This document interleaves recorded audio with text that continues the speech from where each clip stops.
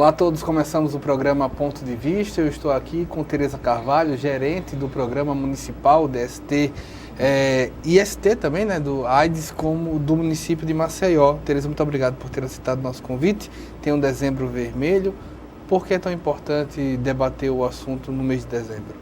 Wendel, nós agradecemos, né, em nome da Secretaria de Saúde por esta oportunidade de estar aqui falando para toda a população do estado de Alagoas.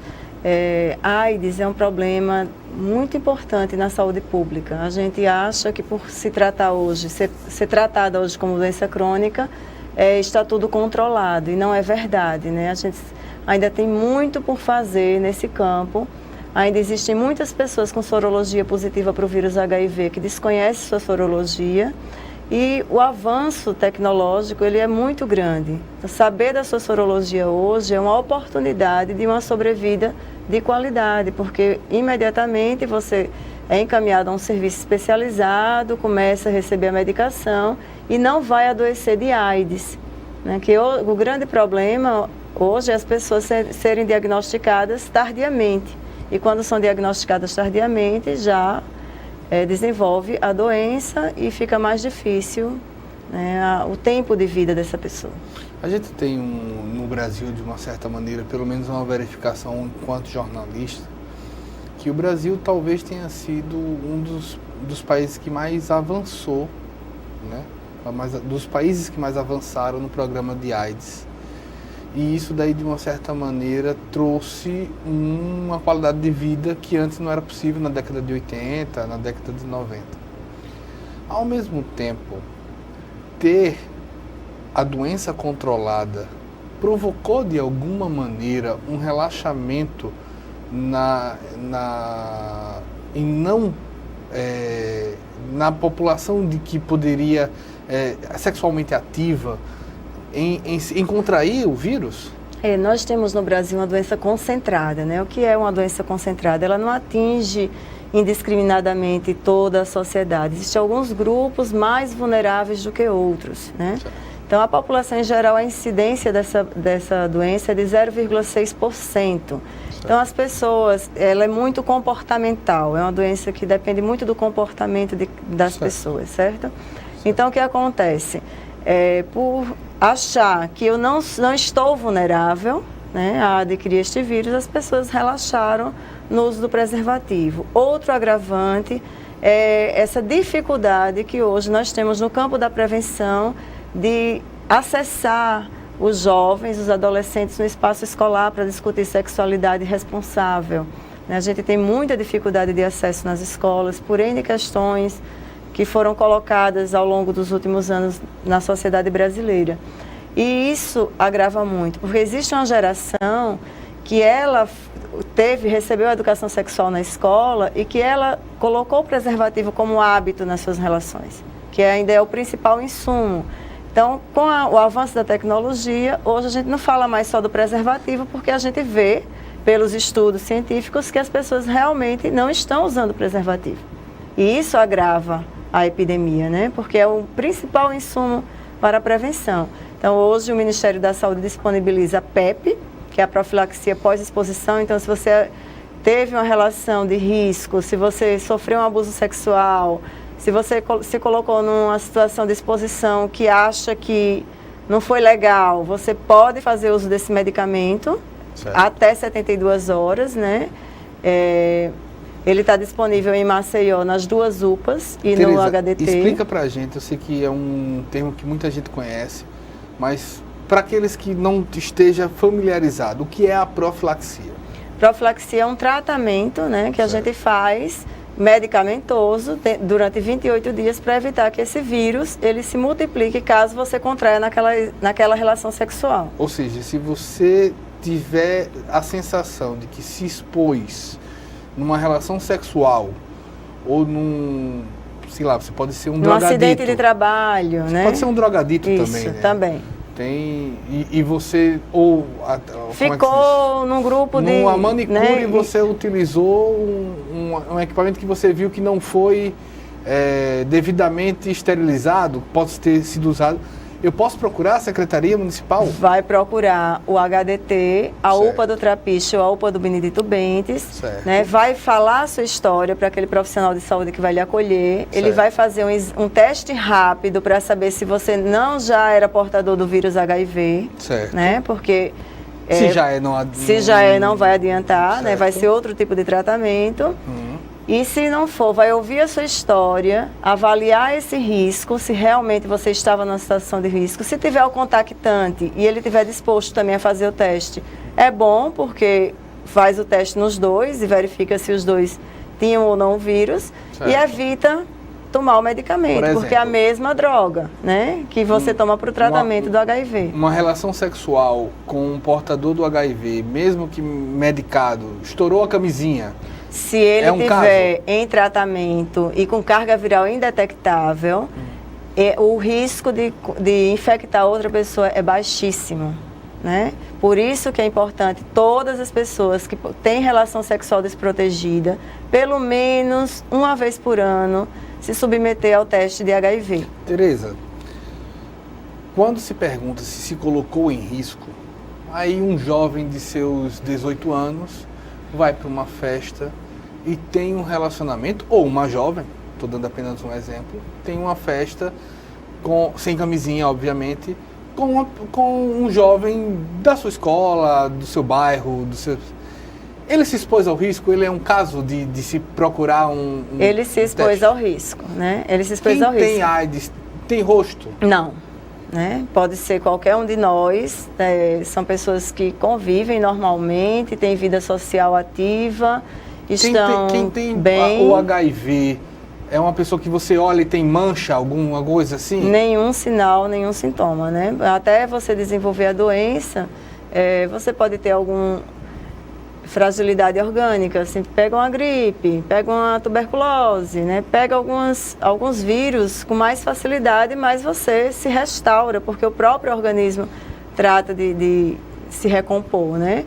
Então o vírus, ele leva muito tempo para levar a pessoa a uma situação de adoecimento. Então ele vive normal, não tem tantas intercorrências, né? Isso serve de alerta para que você use camisinha indiscriminadamente. Sempre, né? Sempre. Que a gente sabe que como isso não está acontecendo, aí o que acontece? Existem essas outras formas de prevenção, que é a profilaxia pré-exposição, que eu expliquei, né? Então, me coloquei no risco, eu posso procurar a unidade de saúde para avaliar que risco foi esse. Qual é o efeito dessa profilaxia? Ela evita que o vírus se instale no organismo, né? Então, durante 28 dias, a pessoa fica tomando essa medicação e ela fica sendo acompanhada depois de ingerir esse remédio, né? Estamos numa época que é sempre bom aproveitar para já botar um segundo alerta. Profilaxia não é método não. de prevenção eterna, né? Não é verdade? E aí já existe outro. Vou sem camisinha, porque logo depois eu vou na secretaria e faço profilaxia. Tem cabeça para tudo hoje em dia. Exatamente. E às vezes a gente tem observado muito na roda de conversas com jovens que eles estão confundindo isso com pílula do dia seguinte, entendeu? Que é usado dessa maneira. Vou ter a relação sexual, mas eu tenho a pílula do dia seguinte. E não é uma pílula do dia seguinte. Hormonal, né? né?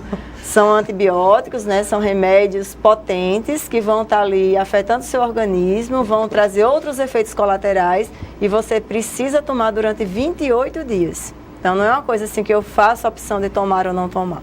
Não, até a própria, até o uso de uma pílula do dia seguinte não é recomendável. Isso, você toda hora tá tomando pílula do dia seguinte. Injetando hormônio em você à vontade, né? Exatamente. A qualquer momento. Não vou tomar uns 3 por semana. Mas assim, jovens, ficou muito claro, é um dos fatores, vou usar a palavra não é certa, mas vamos dizer público-alvo. A gente chama de populações-chave. Populações-chaves, né? Perfeito. Aí as populações-chaves hoje são os homens que fazem sexo com homens, os gays, né, as profissionais do sexo, índios, negros, jovens em geral, né? E idosos? Idosos. Tem crescido um pouco a epidemia, né, no segmento do idoso, mas assim, ele não é uma população tão vulnerável, né, quanto os jovens. Mas mesmo assim a gente tem essa preocupação. Índios? por conta da segregação. Então, o índio, ele quando chega no meio, né, dos brancos, para ele se integrar, às vezes ele começa a ter outros hábitos que não são comuns à tribo, né? E ele começa a usar o álcool, a droga, ele começa a se embranquecer, né? Que a sociedade brasileira tem essa tendência do belo, do branco e tal. Então, para me sentir pertencente àquele meio social, eu começo a ganhar hábitos de outra cultura que não é a minha e eu fico mais vulnerável. Então, essa é a preocupação com os índios, né? Por que homens que fazem sexo com homens e não mulheres que fazem sexo com mulheres? Porque as mulheres que fazem sexo com mulheres têm menos chance de transmissão do HIV. Então, o risco delas é mais baixo. Ela está no mesmo risco da população em geral, que é 0,6%. Né? E os homens que fazem sexo com homens têm 10 vezes mais chance por uma questão de contrair o vírus HIV. Orgânica? Exatamente, né? Porque a porta de entrada ela é bem maior. Né? O sexo anal, ele vai provocar algumas fissuras e tal, então você tem uma janela maior.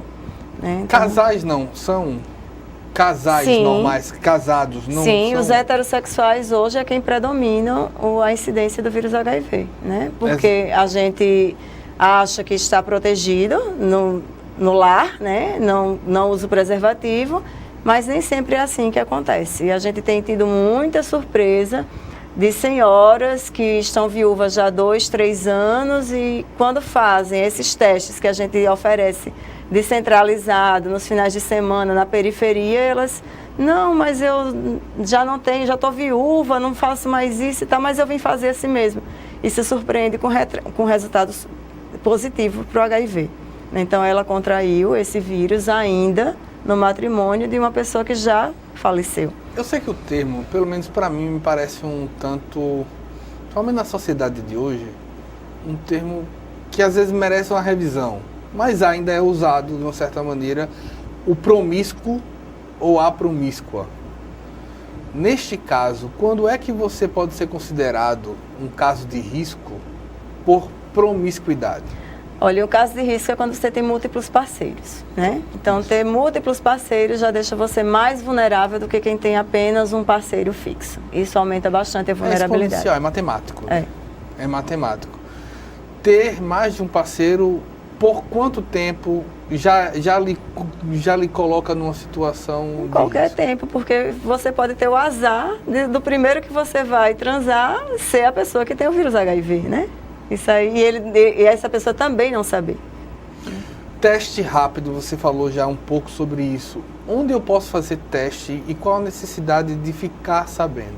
Em Maceió, em todas as unidades de saúde. São 75 unidades que ofertam teste rápido, mais o serviço especializado do Bloco I, do Pan Salgadinho, manhã e tarde, de 7 da manhã até as 4 da tarde. O Hospital Elvio Alto, o SAI do Elvio Alto e no HU, né? Então, a gente pode fazer o teste rápido. De uma certa maneira, exemplo, há uma preparação de servidores municipais, estaduais, públicos em geral, de atender sem causar um constrangimento? Sim. Porque eu imagino que uma pessoa, seja lá a idade que for, seja lá o sexo que for, seja lá a orientação que ela tiver, dela chegar a dizer, eu quero fazer um teste do HIV, eu acho que ainda há um constrangimento nosso. Os funcionários públicos, eles têm um processo de educação permanente, né? Então, para que a gente não faça pré-julgamentos do outro, a gente acolha a pessoa dentro de sua identidade de gênero, né? Porque, às vezes, é um homem trans, é uma mulher trans, como é que eu vou lidar com isso? Então, para a gente não fazer pré-julgamentos, para a gente manter o sigilo, então esses testes são totalmente sigilosos e a gente fica 365 dias do ano trabalhando com a rede, essa questão do acolhimento, né? O acolhimento humanizado, respeitoso, tratando o sujeito que procura andar de saúde como cidadão. Esse é o primeiro princípio nessa patologia. Qualquer pessoa sexualmente ativa tem direito a fazer o exame sem que a gente questione o motivo por que ela está ali fazendo, né? A partir de 14 anos, o Estatuto da Criança e do Adolescente já permite que o adolescente faça esse teste sozinho, sem a presença dos pais. Quem vai fazer a avaliação, se ele tem condições de fazer ou não, é o profissional de saúde que vai atendê-lo. E o teste é feito no local? É feito no local, com 30 minutos ele recebe o resultado e em caso de reagente, ele recebe toda a orientação de como ele deve proceder daqui para frente. Por que é importante fazer o teste? Isso. Por que Porque ficar sabendo? Quando você faz o teste que detecta que você tem a presença do vírus, vai ser feita uma avaliação.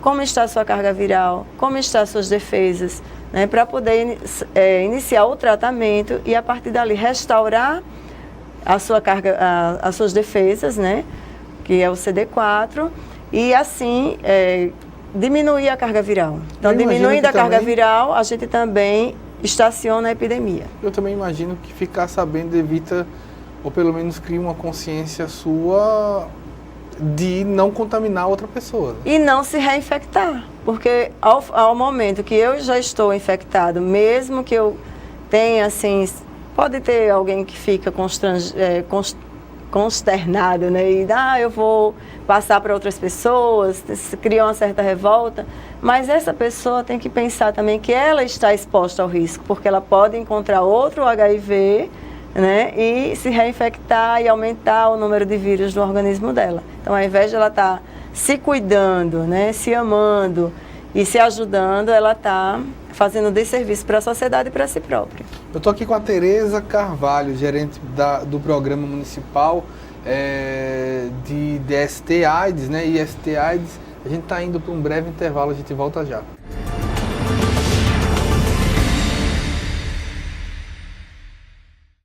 Ei, eu queria poder falar com você. Te falar desses últimos meses e como tudo tá melhor. Eu percebi que viver é incrível, mais do que eu imaginava. Ser pai era um sonho e você me permitiu presenciar o nascimento da minha filha. Foi lindo. Pintei o quarto dela exatamente como imaginei.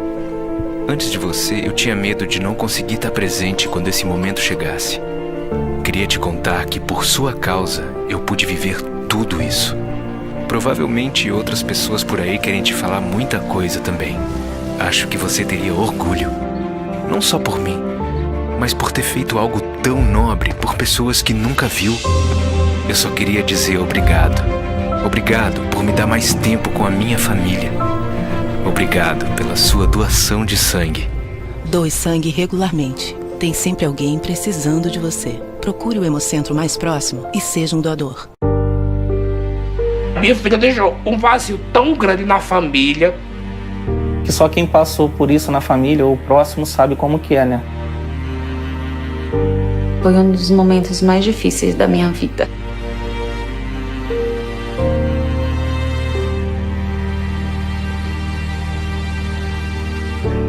Minha filha não era doente, muito saudável, nunca foi doente.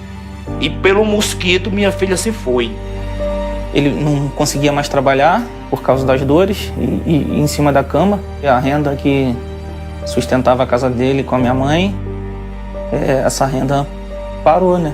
Mas assim, ela ainda não anda, ela não senta, ela não fala. Eu, graças a Deus, ainda tenho a minha filha comigo.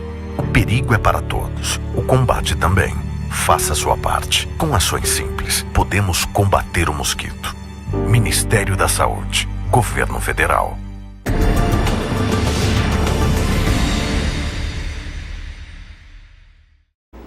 Voltamos com o programa Ponto de Vista. Eu estou aqui com a Tereza Carvalho, ela que é gerente do Programa Municipal de IST-AIDS. Está aqui falando do Dezembro Vermelho. Quais atividades já foram realizadas nesse Dezembro Vermelho?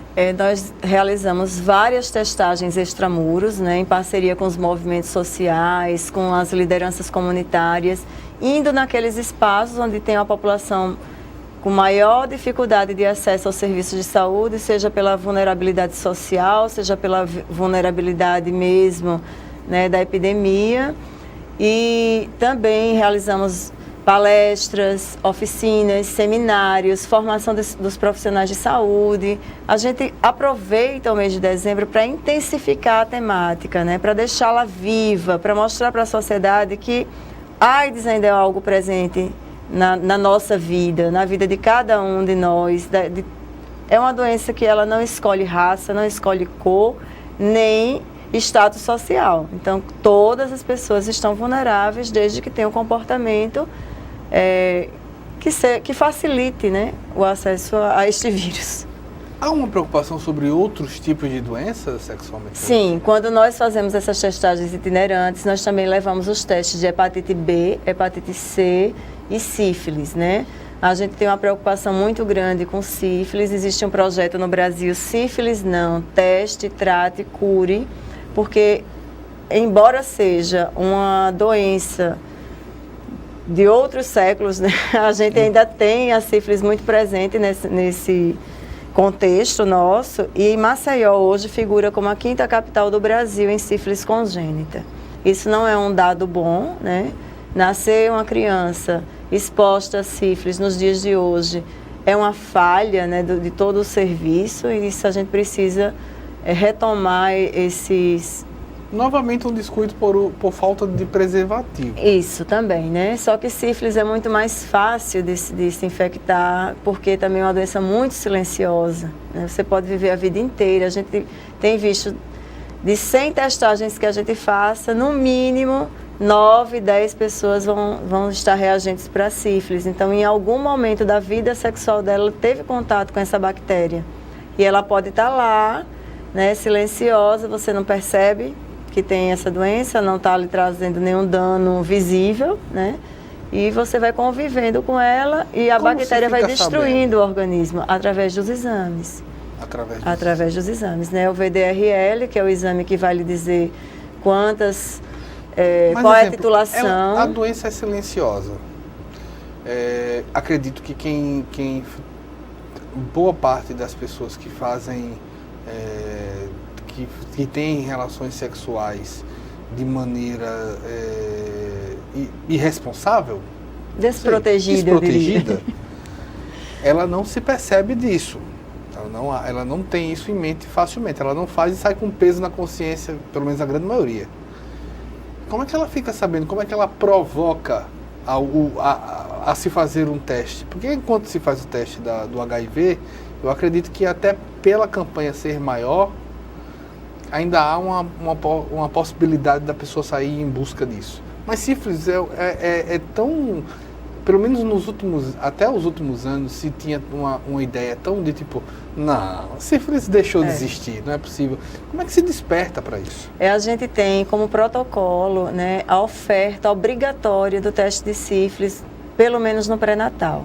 Em Maceió nascem aproximadamente 15 mil crianças por ano, então todas essas 15 mil mulheres são testadas. Então, se dá reagente para sífilis na mulher, o parceiro é convocado também para fazer o tratamento. Então, é uma das formas que o serviço público tem de bloquear e de tratar, né, essa epidemia. Mas isso só não dá conta. Por exemplo, né? Uma cidade como Maceió sendo a 5ª, quantos casos tem de AIDS, quantos casos tem de sífilis por dia registrado? Olha, na série histórica de 2007 a 2017, nós temos registrados 2.305 casos de AIDS em Maceió, residentes de Maceió, né? Então, são pessoas que já desenvolveram a doença e estão vivendo aqui. Esse ano, dos testes que nós fizemos, 538, mais ou menos, foram reagentes até o mês de novembro para o HIV. Só que aí... 160 já estavam com a doença AIDS, né? E os outros 300 e pouco estão sendo tratados para não desenvolver a doença. Certo. Qual a diferença entre ter o vírus e ter a doença? Ter o vírus é você viver normal, né? Você se infecta com esse vírus, você vai ter uma vida normal, sem sinais, sem sintomas, até que ele destrua. Ele só circula no seu corpo e vai destruindo suas células. Então, quando ele consegue fazer todo o estrago, né, no seu organismo, você começa a desenvolver doença, né? Que você aparece com sarcoma, com demência, queda de cabelo, diarreia constante. Então, são alguns sinais do adoecimento. Já é uma reação do corpo. Já é uma reação do corpo. Então, como as pessoas não se testam, tem muita dificuldade ainda de, né, não é comigo, isso não tem nada a ver comigo, né? Essa doença é uma síndrome quase autoimune. Né? Ela vai destruindo todo o seu organismo, né? Mas se você descobre e a sua carga viral ainda está baixa, né? As suas defesas estão muito boas. Então, ele começa a tomar medicação e se mantém bem por muito tempo, né? Tem 30 anos dessa campanha de Dia Mundial de Luta contra a AIDS, completou esse ano 30 anos. E a gente vê que tem pessoas que estavam conosco há 30 anos atrás, né? Estão bem ativas, ativistas. O que na década, né, de 80 era algo muito grave. Isso, porque quando já descobria em fase terminal. Vai até quando essa... Até o dia 21 de dezembro nós temos atividade, vamos encerrar essa campanha. Iríamos encerrar no Jacintinho, né? Agora nesse final de semana, mas a comunidade de Rio Novo solicitou da Secretaria Municipal de Saúde uma intervenção lá naquele bairro, então nós vamos encerrar na próxima sexta-feira, dia 21, no bairro de Rio Novo. Para o setor da saúde, eu sei que, na verdade, para todo o Brasil isso tem sido um assunto delicado. Eu diria que nem todo o Brasil, acho que para todo o mundo, recentemente, tem sido um assunto bastante delicado. Mas para o setor da saúde em especial, como a discussão da educação sexual, da identidade de gênero, dos grupos LGBT tem tocado o assunto da questão do DST/AIDS? Olha, a gente até tem dialogado muito com os grupos LGBT, porque a gente não pode associar o LGBT ao HIV, né? Não é toda pessoa que tem a orientação sexual que não é heteronormativa, que ela necessariamente vai ser portadora do vírus HIV. Então, a gente evita muito fazer essas associações. Sabemos que é um segmento que tem uma vulnerabilidade maior de se infectar por conta do próprio organismo, né?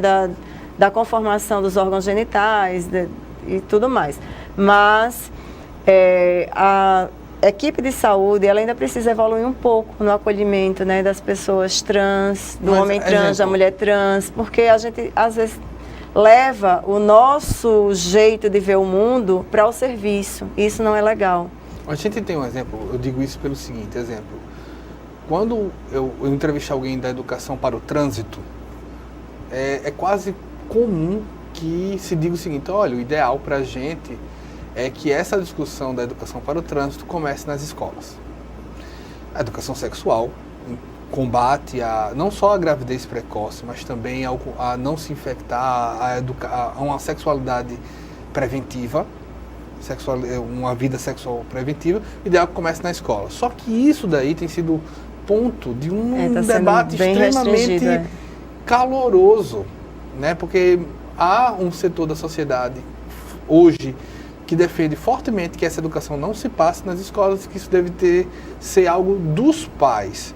Você acha que isso pode, de alguma maneira, mexer nesse ponto? Interfere, porque eu trabalho com prevenção de HIV há 20 anos, né? Então, na década de 90, a gente conseguia o acesso nas escolas. O município de Maceió tinha, no mínimo, em cada escola, 3, 4 educadores formados para discutir essa temática com os outros professores e trabalhar isso nos temas transversais, né? A gente pode estar trabalhando a questão da sexualidade da prevenção, não apenas falando de doença, mas fazendo alguns nexos com a vida social desse sujeito, através de um texto, de uma aula de literatura, né, trazendo algumas situações chaves enquanto currículo transversal. E nós tivemos esse avanço, né? Então, a CEMED, ela tinha em toda a escola programa de educação sexual. E a gente, com esse retrocesso da sociedade, de achar que você está ensinando sexo para a criança, a gente viu que isso prejudicou bastante a prevenção. Então, essa geração que a gente conseguiu trabalhar, ela tem uma consciência de prevenção maior do que a atual geração, né? E a gente quer atribuir à família esse espaço do diálogo, mas a gente sabe que também não é fácil para a família estar discutindo, né? O pai que criou bem aquela filha, aquele filho que tem todo um projeto de vida para ele, vai discutir o primeiro namoro, já é difícil. Eu fico imaginando, até porque em muitas gerações, eu acho que houve um crescimento na educação sexual nas últimas décadas, mas ela não foi de uma forma tão geral, para se você ter preparação vamos dizer, de uma... De fazer um planejamento familiar, né? De fazer... E de um ponto de você chegar a dizer, não, hoje, no Brasil, nós temos consciência de que todos os casais, independente do que for, que têm hoje filhos pequenos, que vão chegar, ou que têm filhos, vamos dizer, casais na faixa dos seus 40 anos, que eu acredito que já começam a ter seus filhos de 15, de 10, de 15 anos, eles estão preparados e amadurecidos para sentar na mesa e dizer bem assim, pronto, chegou minha hora de conversar com vocês sobre sexo. É assim, assim, assim, se previna. Uma forma real. Isso não está tão arrumadinho assim. Não está tão arrumado assim. Porque muitos deles, inclusive, não teve essa preparação. Isso é um desafio? É um desafio, né? É um desafio e a gente está vendo isso nas estatísticas. Porque hoje nós temos jovens de 12 anos acessando o nosso serviço infectado com vírus HIV. Ele começou a vida sexual agora, né? Acabou de começar a vida sexual e ele já está exposto. Parte do desafio dos próximos dezembros vermelhos sempre será. São muitos. Tereza, muito obrigado por todas as informações. O programa Ponto de Vista fica à disposição. Nós que agradecemos o espaço em nome da Secretaria Municipal de Saúde de Maceió. A gente vai para um breve intervalo, volta já.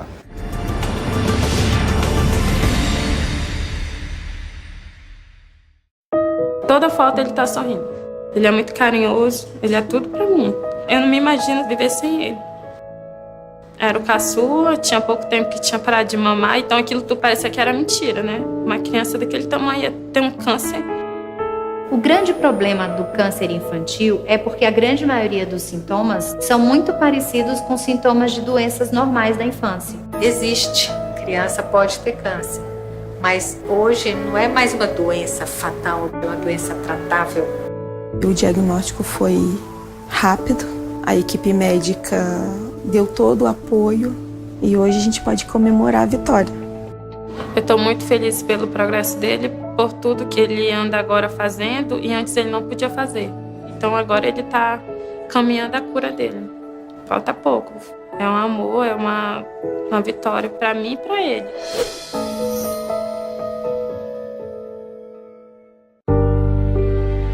Minha filha deixou um vazio tão grande na família. Que só quem passou por isso na família ou próximo sabe como que é, né? Foi um dos momentos mais difíceis da minha vida.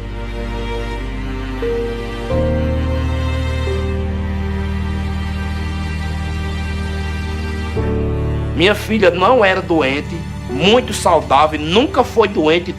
E pelo mosquito minha filha se foi.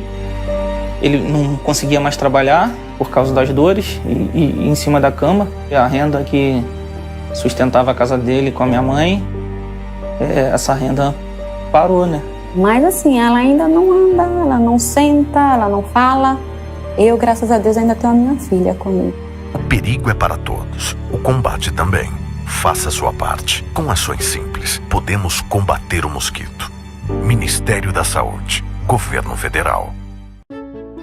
O Brasil terá pela primeira vez uma Base Nacional Comum Curricular. O documento é democrático e respeita as diferenças. Com a base, todos os estudantes do país, de escola pública ou particular, terão os mesmos direitos de aprendizagem. Hoje a aula é sobre cidadania. Isso é bom. Se a base da educação é a mesma, as oportunidades também serão. Ministério da Educação, Governo Federal. O verde das florestas está em nossa bandeira. E ainda que tentem destruir nosso maior patrimônio, nunca vamos deixar de lutar por ele. Por nossas vidas, por nosso planeta, por nossos filhos e netos. Somos independentes, somos Greenpeace. Batemos de frente contra governos e empresas que roubam as riquezas do planeta. Precisamos de todos juntos por essa causa. Acesse somosportodos.org e assine as petições. Faça parte dessa mudança já. Greenpeace. Somos por todos.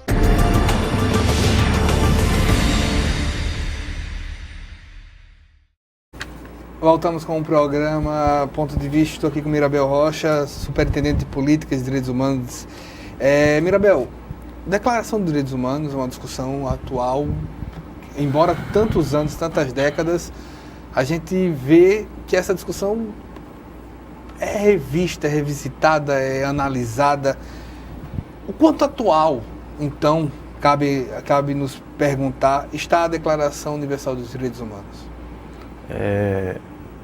queremos cumprimentar e dizer que a Declaração Universal dos Direitos Humanos continua cada vez mais atual. Parece que foi feita ontem, né, como se diz, né? Hoje, né, ela é atemporal, né, uma vez que as violações de direitos humanos ou a violação aos direitos humanos continuam ocorrendo no nosso cotidiano e cada vez mais em algumas ocasiões ou para algumas comunidades em específico, né? A gente vê que o artigo 1º começa com livres e iguais. Hoje nós podemos dizer que o ser humano, e eu posso buscar pelo Brasil, ele nasce e ele vive livre e igual? Não, de jeito nenhum. As diferenças sociais, econômicas, né, determinam para as pessoas a desigualdade, né? Essa cláusula que você acaba de ler, ela foi abraçada na nossa Constituição Federal, que é a nossa Constituição, entre as todas, a mais cidadã, mas ainda assim é a mais desrespeitada em sua essência de cidadania. Então não existe a igualdade, é uma luta constante e que a sociedade tem que buscar e tem que se empoderar e tem que protagonizar essa luta pela igualdade, especialmente os grupos vulnerabilizados. Se eles não se organizam, se eles não buscam respostas em políticas públicas, né, que é um direito de cada um de nós, não se consegue. É uma luta constante, cotidiana. Mas não há, de uma certa maneira,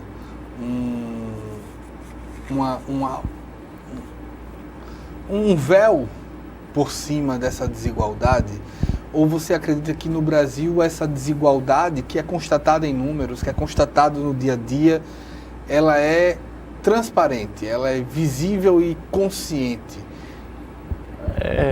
De algum modo há um véu, sim, né? Há um verniz de igualdade, como há um verniz de legalidade, né? A administração pública deve se submeter aos princípios que norteiam, né, o ato administrativo, e entre eles está a igualdade, a legalidade.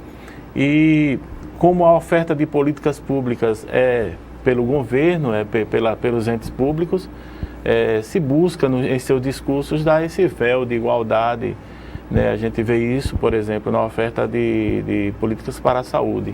Você vê um político falando, um agente público falando sobre a temática, dá a impressão que a comunidade está sendo atendida plenamente. Mas, na realidade, quando você tira esse véu, quando você se revela uma outra situação, a situação das pessoas tem que se submeter a filas, a ficar tentando pegar uma ficha para ter uma consulta médica. Então, na verdade, os direitos que estão abraçados na Constituição Federal, no artigo 5º, o elenco dos direitos, e começando com o direito à vida, não está sendo respeitado e não está sendo garantido. Eu fico imaginando da seguinte maneira: nós temos uma Constituição chamada de Constituição Cidadã, que ela passa a valer em 88, 89. E de uma certa maneira, ela estabelece algo que talvez seja histórico para o mundo. Pelo menos quando ela diz que a educação deve ser para todos e gratuita de uma certa maneira, e a educação e a saúde deve ser isso. Para muitos, e principalmente nos últimos anos mesmo, essa discussão da saúde universal, de qualidade e gratuita, tem sido colocada à prova ou tem sido questionada a ponto de ministros do atual governo Temer e de futuros ministros do próximo governo Bolsonaro chegarem a dar declarações em vários campos, na saúde, na educação, na internet, no acesso à internet, e dizer bem assim: olha, a população brasileira vai ter que chegar a um momento que vai ter que optar entre ter algo de qualidade para poucos ou de não qualidade para todos. Você acha que é por aí? Não, de jeito nenhum. Nós temos uma das maiores cargas tributárias do planeta, isso é sabido por todos, né? Uma carga tributária semelhante a muitos países da Europa. Então, o nosso povo é um dos povos que mais paga imposto no planeta. E o retorno em políticas públicas é absurdamente desigual. Então, o ente público tem a obrigação de cumprir a Constituição, tem a obrigação em sua essência, em seus princípios.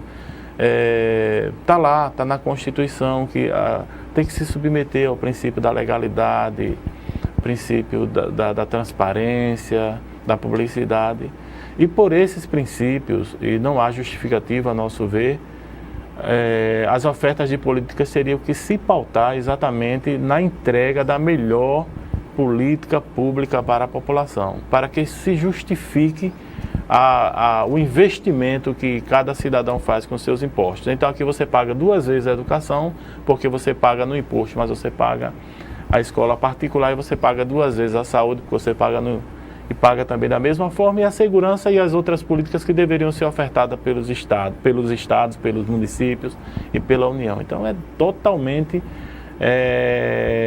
agressivo, podemos até dizer isso, a forma como o Estado brasileiro vilipendia em muitas ocasiões os direitos do povo, da nação, de todas as pessoas. Outro ponto que é discutido bastante, aí já no artigo 3º, que se coloca muito como discussão, e aí uma discussão chega a ser uma discussão filosófica, é que acredita-se que a sociedade chegou até agora, e ao longo do tempo, abrindo mão de uma certa liberdade, em nome de uma segurança pessoal.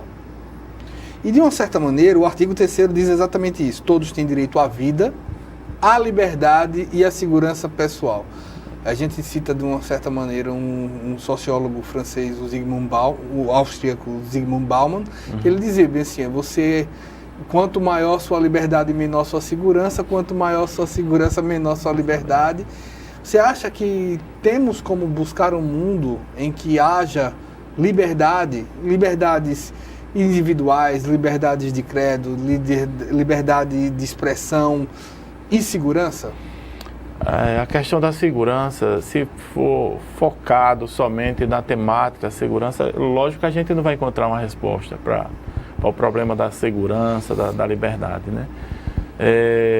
O que tem que se observar é a falta de políticas públicas de inclusão, né? Como é que um país que tem 12 milhões ou mais de desempregados pode deixar de se preocupar, né, com a política de geração de empregos como prioridade? Não pode.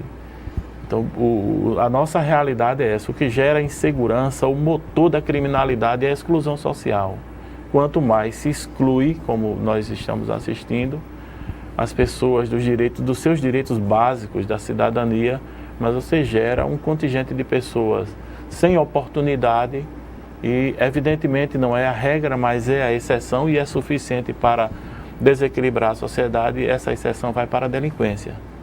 E é nessa exceção que repousa a questão da insegurança geral. Então as pessoas muitas vezes têm que, como a gente estava dizendo, paga 2 vezes pela segurança. Além de pagar a segurança pública através dos impostos, ainda tem que comprar equipamentos de segurança, e muitas das pessoas nem saem de casa por conta desse clima de insegurança que permeia as nossas cidades, né, os bairros e os periféricos ainda mais, porque as pessoas estão entregues muitas vezes à própria sorte.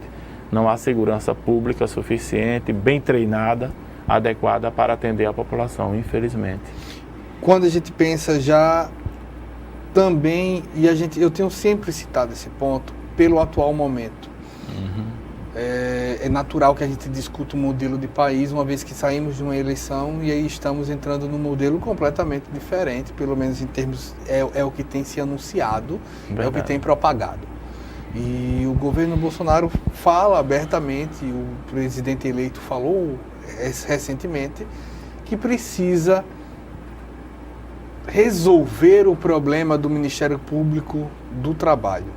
O Ministério Público do Trabalho, de uma forma pública, é uma das principais ferramentas de ação contra o trabalho escravo, contra alguns tipos de trabalhos em dignidade, abaixo da dignidade.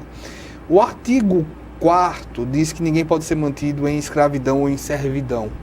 A escravatura e o comércio de escravos, sob qualquer tipo, são proibidos e a gente viu que recentemente muitos produtores rurais não aceitaram o rótulo de pessoas que trabalham com escravos ou em situação degradante. E chegamos nesse cenário em que os produtores rurais, ou pelo menos a união dos ruralistas, hoje tem uma força política grande dentro desse governo. Há algum tipo de preocupação sobre o afrouxamento, sobre a facilidade para se ter um trabalho degradante? É claro que o fim do Ministério do Trabalho, né, o esfacelamento que está se propondo para o Ministério do Trabalho, fatiamento do Ministério do Trabalho, localização de superintendências em outros órgãos, isso enfraquece. A fiscalização do trabalho está sendo bombardeada com essa ideia. Quando ele diz que o Ministério Público do Trabalho passa a ser um problema, ele está querendo jogar, como se diz no popular, as galinhas na mão da raposa. E nós sabemos que a relação entre, principalmente no meio rural, essa relação entre trabalhadores e empregadores tem sido uma relação muitas vezes desumana. Então isso é uma oportunidade que está sendo dada para que esse tipo de crime, isso evidentemente que é crime, continue, inclusive, a aumentar em sua incidência. É muito grave isso, né, porque o país tem essa peculiaridade de ter uma legislação trabalhista, uma justiça do trabalho, né, isso é uma peculiaridade brasileira. E essa justiça do trabalho, esse instrumental, é muito necessário para que as violações no campo do direito do trabalho possam ser corrigidas.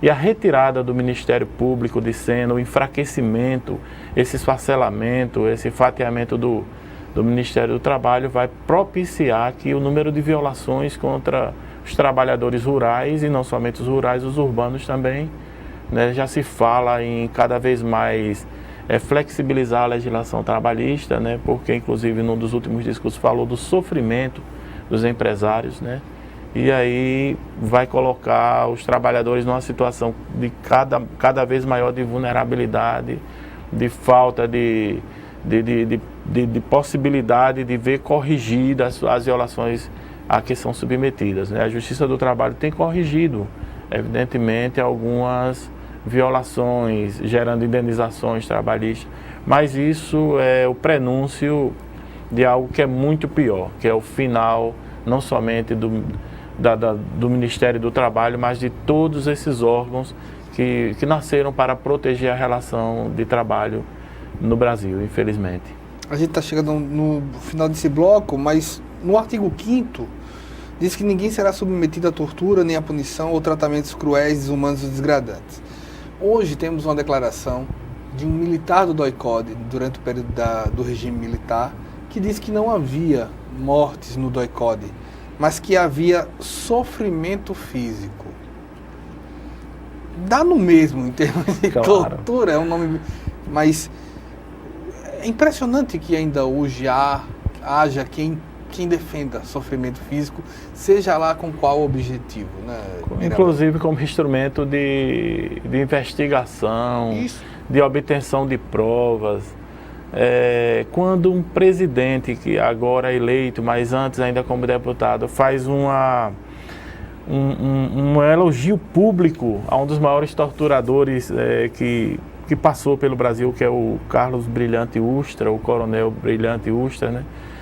Você vê que a cabeça das pessoas que estão chegando agora para governar o Brasil são totalmente favoráveis à volta da tortura. Nós entendemos que a tortura, na verdade, ela nunca deixou de existir no Brasil. Claro que ela existe em menor número numa sociedade que avança mais no debate, nos mecanismos de controle, né? Mas quando ela não estimulada, ela já existe, agora imaginemos ela estimulada.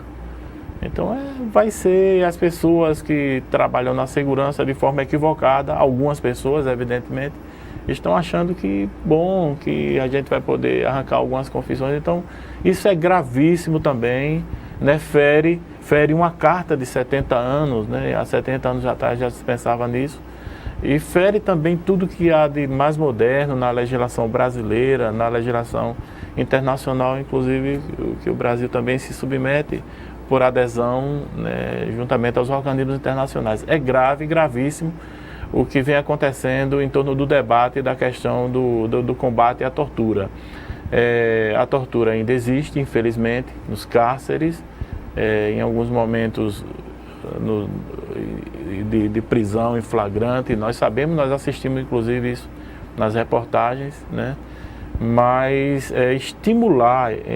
estimular isso, mas muito mais grave, porque mesmo acontecendo hoje, sem esse novo governo, ainda existem os mecanismos de controle, existem comitês de combate à tortura nos estados. Nós aqui em Alagoas temos um comitê em andamento, em formação, já para formar um outro mecanismo de controle de tortura nos cárceres, com relatórios mensais ou anuais ou bimensais. Está tudo sendo pensado para que o governo possa identificar quais os problemas que o sistema carcerário enfrenta para poder corrigir. Tortura não é solução em circunstância nenhuma, nem para o processo e nem para que a pessoa seja ressocializada. Não funcionou em Cantinho, não vai funcionar no Brasil, infelizmente. Estou aqui com o Mirabel Rocha, superintendente de Políticas de Direitos Humanos. A gente vai para um breve intervalo, a gente volta já.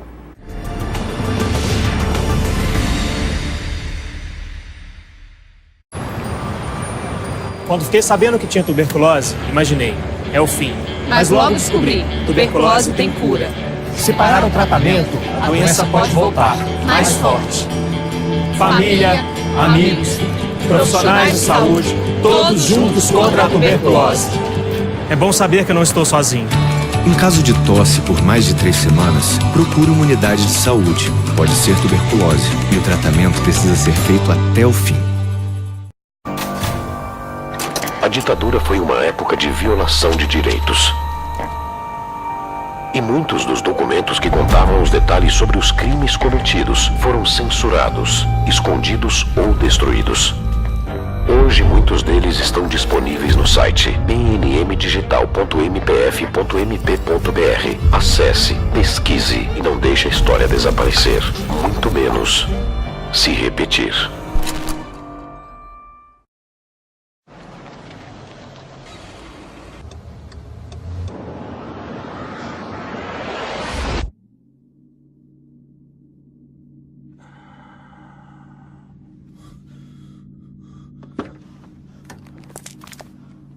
Mate. Oh, I'm so sorry. I thought there was time. He just pulled out. I don't have time to stop. Oh, come on, mate. It was a simple mistake. I don't know if I was going a bit slower. Please. I've got my boy in the back.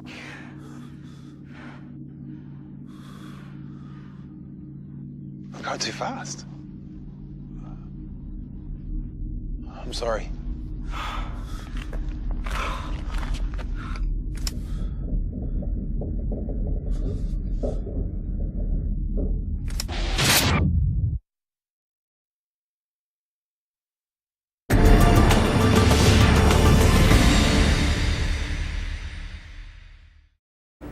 Voltamos com o programa Ponto de Vista. Eu estou aqui com o Mirabel Rocha, superintendente de Políticas de Direitos Humanos, sobre a Declaração Universal dos Direitos do Homem.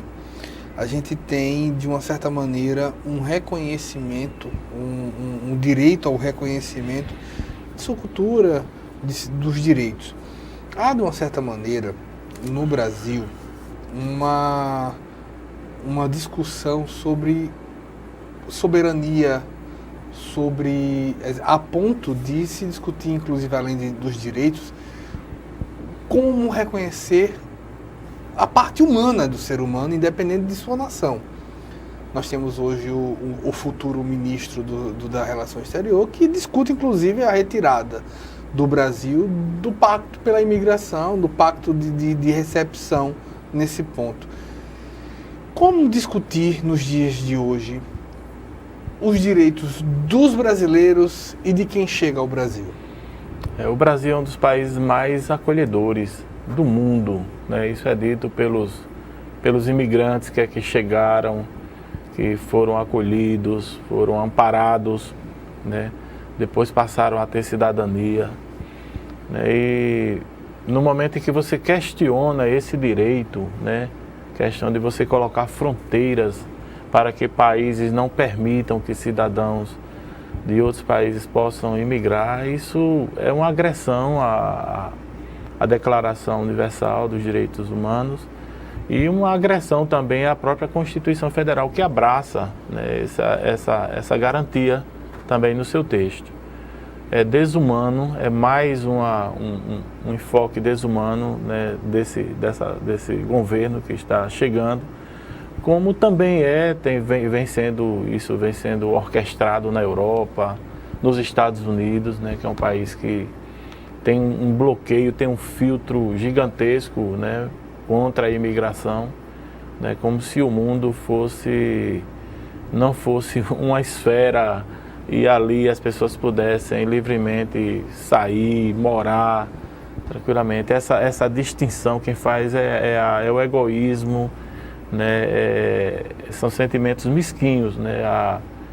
Quando você fecha a fronteira do seu país, você tá violando os direitos naturais, né? Antes de haver o direito escrito, já existia o direito natural e esse direito natural, até a Bíblia, que também tem a sua legislação, fala do acolhimento do estrangeiro, o estrangeiro que seja acolhido, que seja alimentado, né, que seja abraçado pelos outros povos. Então, não se concebe num mundo que quer ser moderno, que se diz, né, moderno é querer colocar barreiras e filtros e mais filtros para que a imigração seja contida.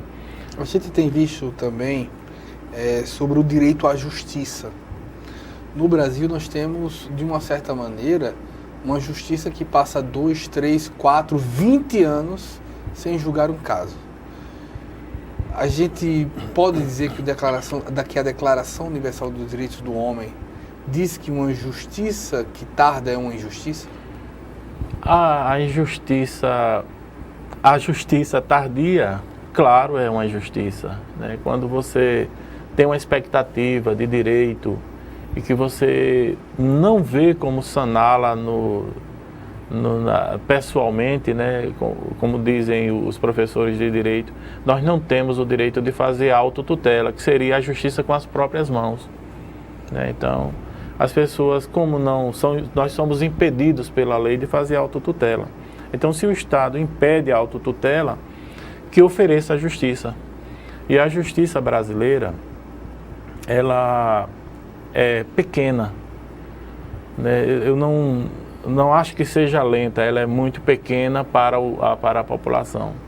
A justiça, feita uma comparação entre a justiça brasileira e a justiça alemã, ela é 5 vezes maior, né, a justiça da Alemanha do que a justiça do Brasil. Então, uma justiça que é 5 vezes maior, guardada as proporções da população, ela é 5 vezes mais rápida, Então, um processo aqui que se julga em 10 anos, lá, certamente, se julgaria em 2 anos, ou menos, porque os instrumentais hoje, principalmente tecnológicos, eles permitem a aceleração do julgamento. O Poder Judiciário é pequeno, né? Não há um investimento por parte do Poder Público no Poder Judiciário.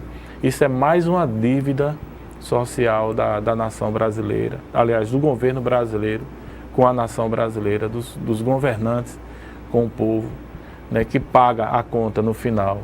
E isso gera, inclusive, esse descontentamento, gera perdas, é prejuízo para todo mundo, inclusive para os entes públicos, né?